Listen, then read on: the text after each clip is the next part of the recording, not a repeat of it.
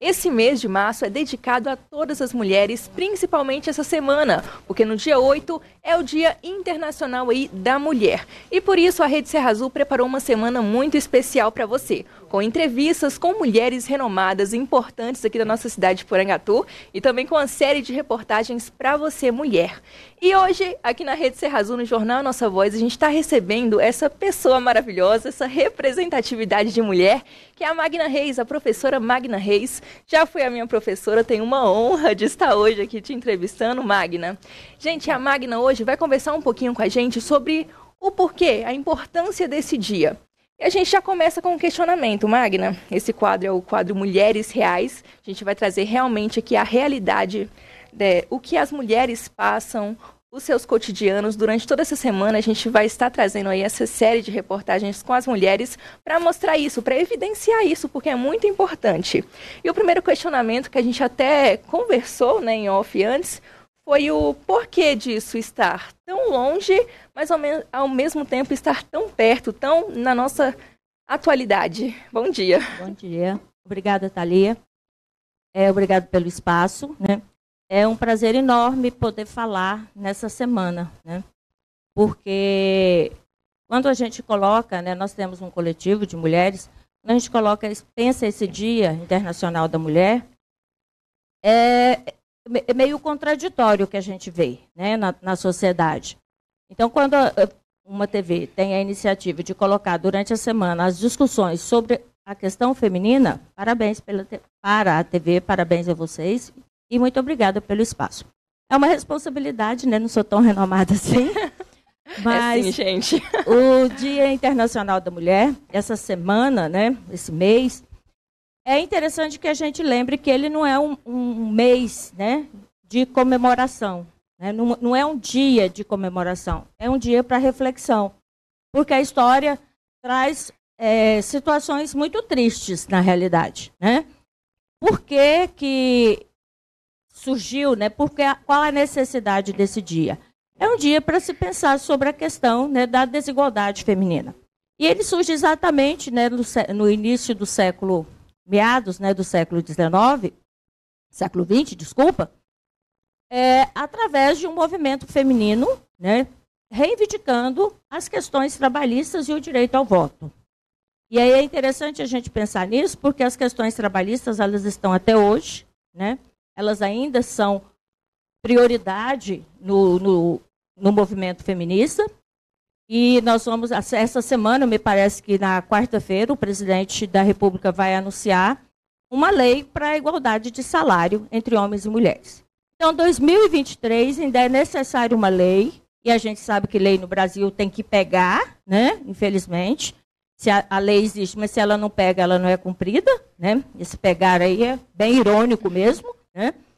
Então, é necessário ainda uma lei para se pensar, né, para se colocar essa necessidade dessa igualdade salarial quando homem e mulher desenvolvem o mesmo trabalho. Então, na realidade, é uma data de reflexão e não é assim, é positivo pelo lado da luta, mas é triste porque ainda é necessário, né, discutir essas questões e evidenciar essa desigualdade. Magna, fala um pouquinho da trajetória da mulher nessa nossa sociedade hoje em dia. Como era antigamente, como está hoje? Você acha que melhorou, né? De certa forma, melhorou um pouco, mas ainda precisa de um longo caminho. O tempo é muito curto, né? Lógico que a gente vai dar uma pincelada, né?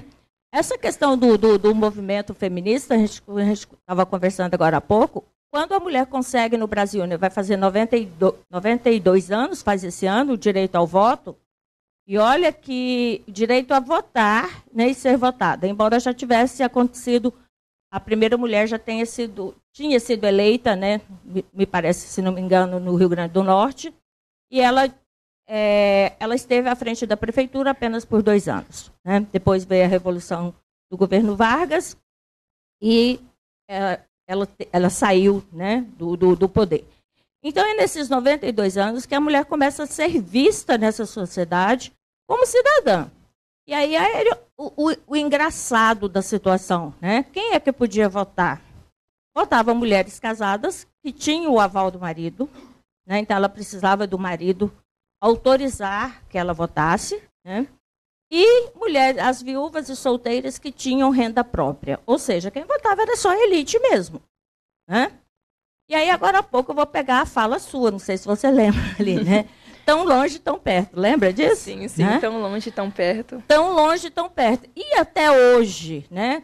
Quais são, né? Qual é a nossa representatividade, qual é o nosso espaço na sociedade? Nós temos, né, pela primeira vez no Brasil, 11 mulheres ministras, né? Isso, assim, é motivo de glória, né? 2023, 11 mulheres ministras. No total, se não me engano, de 30 e poucos ministérios, não tenho muita certeza, né?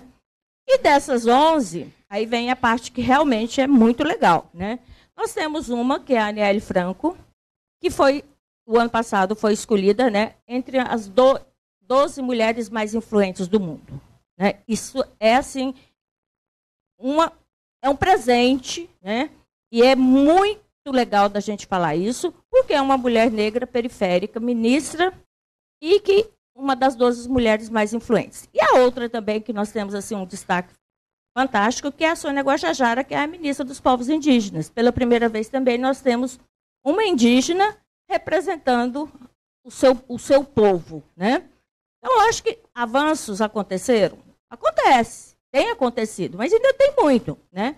Aí a gente chega em Goiás. Em Goiás nós temos apenas 3 secretarias ocupadas por mulheres, né? E aí a gente já pode entrar também no assunto sobre a representatividade da mulher aqui no estado de Goiás, porque você havia mencionado, né, até a gente estava conversando também sobre isso, que em Goiás a violência, os crimes diminuíram. Mas em relação à mulher? Exato, né? Goiás é um estado machista? Todo mundo sabe que é, né? Esse machismo, ele é o mimimi tão famoso, né, das pessoas. Claro que não, a gente começa a perceber por isso aí, né? Nós ainda não temos uma representatividade no estado de Goiás. Porangatu tem 4 secretarias chefiadas por mulheres, né? No total também bem maior, né? Um número bem maior de secretários homens. O que é isso? Isso reflete exatamente nessa questão que você coloca, que é algo que nos angustia muito. O crime em Goiás tem diminuído, mas, em compensação, o feminicídio aumentou mais de 50%. Né? Esse ano, a gente viu na mídia, várias mulheres já foram assassinadas. Né? Então, isso nos preocupa muito. Por que desse feminicídio? Por que está aumentando tanto se nós temos leis, né? Se nós temos a Lei Maria da Penha, que é uma lei, né, que nós já conversamos aqui antes, é uma lei fantástica, mas ainda, né, não consegue coibir o maior problema, que é o assassinato de mulheres. Em relação também à representatividade, Goiás nunca teve uma governadora. E as cidades também governadas por mulheres, que tem mulheres prefeitas, são cidades aí com 50 mil habitantes ou menos que isso. E essa parte, assim, ela é muito complicada. Nós temos uma prefeita, né, em Porangatu, mas nós não temos uma política pública voltada para as mulheres, né? Então, nós não temos, ainda volto hoje novamente a falar aqui a mesma coisa que eu já falei de outras 2 vezes. Nós não temos dados sobre a violência feminina em Porangatu. Nós não temos dados sobre a questão da saúde da mulher, né? Isso é o mínimo que nós precisávamos para a gente começar a trabalhar essa questão da igualdade, né, de gênero. Só complementando aqui a parte que você falou que está tão distante e tão perto. Ontem, né, entrou em vigor a lei da laqueadura. Você mencionando aí que antigamente, o marido tinha que autorizar a esposa para ela poder conseguir votar. E hoje em dia, atualmente, nessa nossa realidade, né, que a gente acha que está tão distante, o marido também tinha que aprovar para a mulher conseguir aí não ter mais filhos. Muito difícil, né? Ela não é dona do próprio corpo, né? A frase famosa, o meu corpo me pertence, ela ainda é essa frase distante que você colocou. O nosso corpo, por mais que ele seja nosso, ele me pertence, mas eu não decido sobre ele, né? Muitas vezes quem decide é o homem. E a prova disso é tão grande que Goiás está entre os 3 maiores, entre os 3 estados com maior número de feminicídio. Isso é muito triste, gente. Não dá para pensar assim, o Dia da Mulher é só o dia de homenagear com flores e tudo mais. A gente gosta de flores, claro, né? São lindas, são maravilhosas. Gosta de ser paparicada, óbvio que gostamos disso. Mas também, o que a gente mais precisa? Que nos reconheçam como cidadãs, né? Que nós que tenhamos os nossos direitos garantidos. E diminua essa desigualdade. Né? Eu gostaria muito que, se o ano que vem, né, a gente fosse falar do Dia Internacional da Mulher e chegasse aqui e falasse assim, não, Goiás zerou, né? Estou sendo, lógico, né, utópica, o número de feminicídio.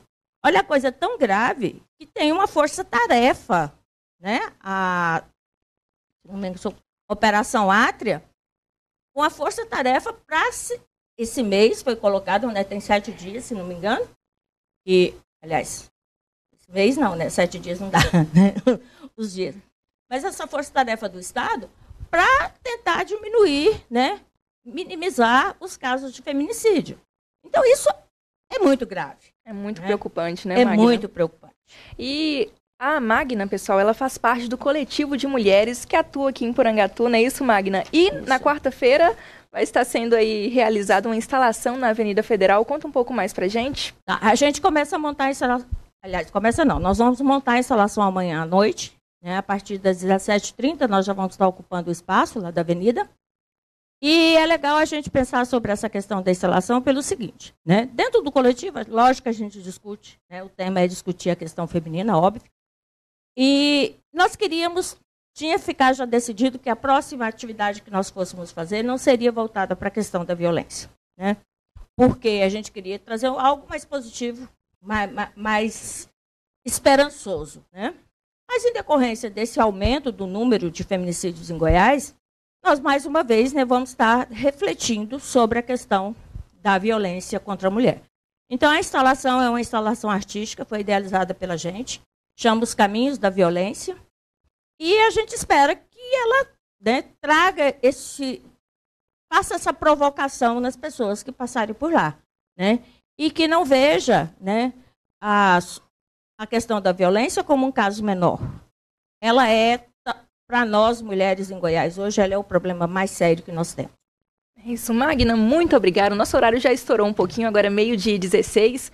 Magna Reis, muito obrigada pela sua participação aqui. Vai receber novos convites, tá bom?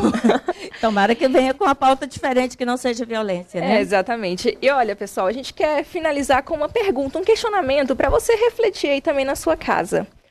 Porque se a gente está nessa sociedade que sempre está melhorando as políticas, se as pessoas estão conseguindo refletir mais em relação à mulher, por que ainda há tantos assassinatos? Por que ainda tem tanto feminicídio?